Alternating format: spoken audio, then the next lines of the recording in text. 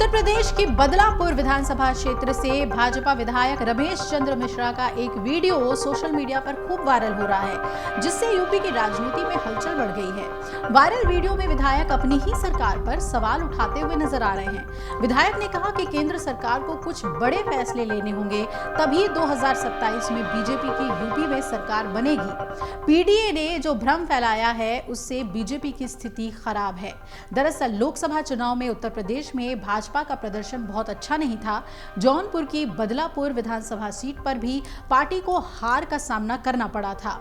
अब 2 बार के विधायक रमेश मिश्रा का ये वीडियो सामने आ गया है, जिसमें विधायक ने कहा है कि केंद्र सरकार को हस्तक्षेप करके बड़ा निर्णय लेना पड़ेगा, तभी कुछ हो सकेगा।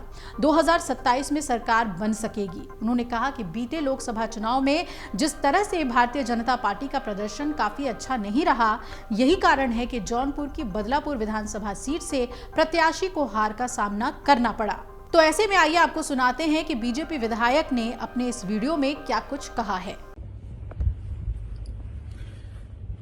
जैसा कि मैं समझता हूं कि आज की डेट में जो स्थिति परिस्थिति है, जिस तरीके से पीडीए की बात चल रही है और जिस तरीके से समाजवादी पार्टी ने व्यापक भ्रामक स्थिति आम जनमानस में पैदा कर रखी है, उस हिसाब से अगर मैं देखूं तो भारतीय जनता पार्टी की आज की डेट में हमारी स्थिति अच्छी नहीं है। स्थिति अच्छी हो सकती है, उसके लिए मैं समझता हूं केंद्रीय नेतृत्व को बड़े निर्णय लेने पड़ेंगे। केंद्रीय नेतृत्व को जो है कहीं न कहीं उत्तर प्रदेश के चुनाव पे पूरी तरीके से फोकस करना पड़ेगा।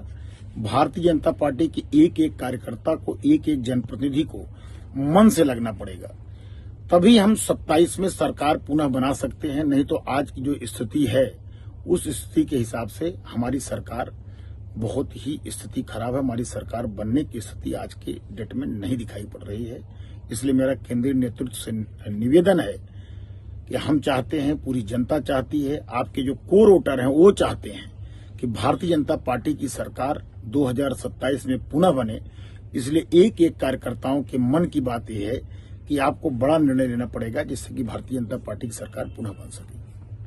वहीं बीजेपी विधायक रमेश मिश्रा के इस वीडियो को शेयर करते हुए सपा प्रमुख अखिलेश यादव ने अपने ट्वीट में लिखा, बीजेपी की आम जनता का शोषण करने वाली, समाज को तोड़ने वाली नकारात्मक राजनीति के पास पीडीए की पॉजिटिव पॉलिटिक्स का कोई जवाब नहीं। इसलिए बीजेपी के अपने ही लोगों में अब हड़बड़ाहट है। पीडीए ही भाजपा के अंदर बाहर भगदड़ का कारण बन रहा है। भाजपा के तथाकथित सहयोगी भी या तो किसी बहाने से बीजेपी से बाहर आना चाहते हैं या वैचारिक दूरी दिखाना चाहते हैं। कोई चिट्ठी को माध्यम बना रहा है, कोई अपनी नाराजगी भरे बयान को, और कोई अंदरूनी जनप्रतिनिधि ऐसी किसी वीडियो को। भाजपाई खेमे की चिंता सिर्फ यूपी के 2027 के चुनाव हारने की नहीं है, बल्कि भविष्य का हर चुनाव हारने की है।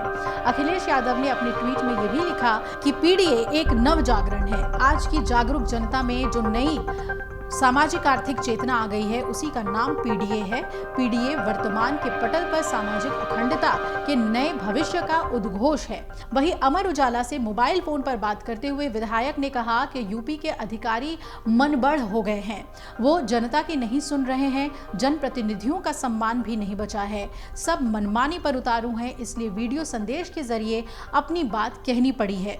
अधिकारियों का मनोबल तोड़ने की जरूरत है। सपा ने पीडीए के जरिए जो भ्रम फैलाया है, उसकी काट अभी से ढूंढनी होगी। सीएम को मंत्रियों के साथ बैठक करके इस समस्या का समाधान निकालना चाहिए।